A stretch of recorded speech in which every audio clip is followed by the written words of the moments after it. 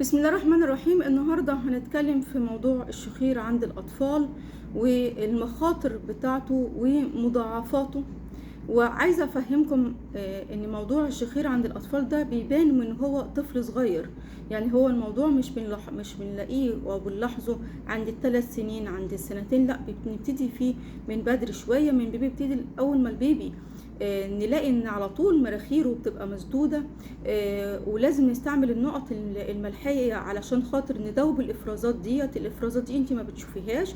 هي للأسف لو نضفناش احنا يوميا هي بعد كده بتبقى ناشفة، ولما بتبقى تنشف الافرازات هيبتدي يعمل صوت. فانت فاكرة ان هو طول ما هو ما بيعملش صوت هي كده مراخيره نظيفة. لا، هو احنا لازم ننظف مراخيره يوميا عشان تبقى نظيفة. زي ما حضرتك كده بتتوضي يوميا فبتعملي الاستنشاق، او انك انت بتغسلي وشك كل يوم يوميا كويس، فبتنظفي مراخيرك. دي خلاص، دي حاجة. الحاجة التانية، لما الام طول ما هي لاقيه مفيش صوت تقول اصل مراخيره نظيفة، لا، احنا لازم بننظف علشان خاطر ان احنا لما بنلاقيه بقى بدأت ان هي تنشف وتعمل صوت، التنظيف ساعتها بقى بيبقى صعب جدا، انك انت بتبتدي انك انت تفكي كتل جوه الافرازات، لا اما هو هيعطس ويطلعها بره، لا اما بتنزل ورا وبتنزل في الاسطول. دي اول حاجة.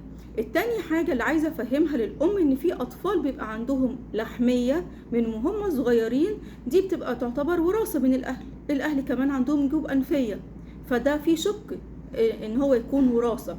فلما الاطفال يبتدوا ان هم يشخروا من هم صغيرين نبقى عارفين ان هم عندهم مسببات حساسية. اللحمية دي يعني ان اللحمية متضخمة علشان هي متصارة من حاجات بتعمل حساسية، برفانات، عطور، اي حتى لو الغسيل اللي انت بتغسليه طفلك عليه دون كتير، عليه برسيل كتير، عليه اريال كتير، كل الحاجات دي بتلبسيه بوليستر، ما بتلبسهوش 100% قطن. كل الحاجات دي بتبقى مثيرات ان هو يبقى عنده لحمية وعنده كحة وعنده مناخيره على طول سايحة، وده بيبقى سبب من اسباب الحساسية كمان. لما الطفل بيبتدي ان هو عنده حساسية ببعد شوية لما باجي أكله عن 6 شهور عن الحاجات برضو اللي هتعمل حساسية. الشوفان، القمح، السريلاك، عشان خاطر ساعات بيبقى عندهم نفس الموضوع حساسية جلوتين. فالموز، الشوكولاتة، الحاجات دي كلها ببتدي ان انا ابعد عنها شوية، وممكن يكون السمك على 11 شهر. طيب كده احنا اتكلمنا بسرعة عن الفترة الأولانية اللي هي فترة الأطفال الصغيرين، وإن أنا لازم لما ألاحظها من الأول يبقى أنا ببقى حاطة في دماغي إيه اللي ممكن يحصل بعد كده. لما بكشف بقى عند الأطفال، عند دكتور الأطفال، ويقول لي إن حجم اللوز كبير عن المعتاد، يبقى معنى كده إن أنا هلاقي ابني بقى بيشخر 100%. لوز مقفولة، قفلة المجرى الهوائي مع لحمية، فابني لازم هيكون بيشخر. بنعمل عملية اللوز امتى؟ بنعملها بعد ال3 سنين، وده بيبقى قرار أنف وأذن، وهو اللي بيكرر حجم اللوز، وبيكرر إذا كان الطفل بيشخر كل يوم ولا بيشخر لما بيكون عنده برد أو بعد كده هو بيكرر دكتور الأنف وأذن. ما نعملش أي حاجة من دماغنا علشان خاطر ما نكلفش نفسنا على الفاضي.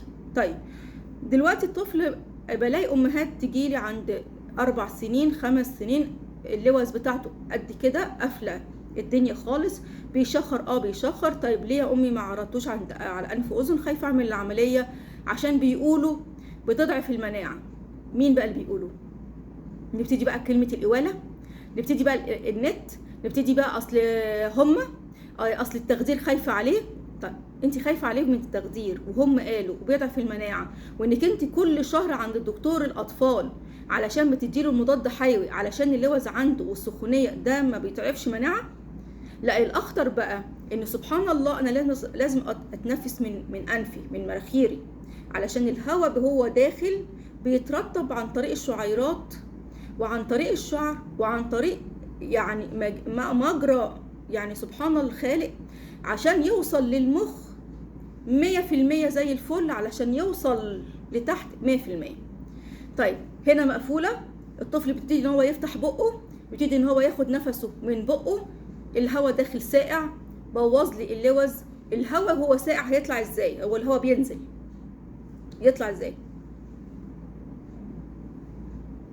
يبتدي ان احنا ندخل بقى، الاقي وزن طفل زي الزفت، الاقي المناعه بتاعته زي الزفت، الاقي تحاليله زي الزفت، وتبقى القرار متاخر. لما كمان بقى الامهات شويه بقى ويسيبوهم لغايه ما يخشوا المدرسه، التحصيل زفت.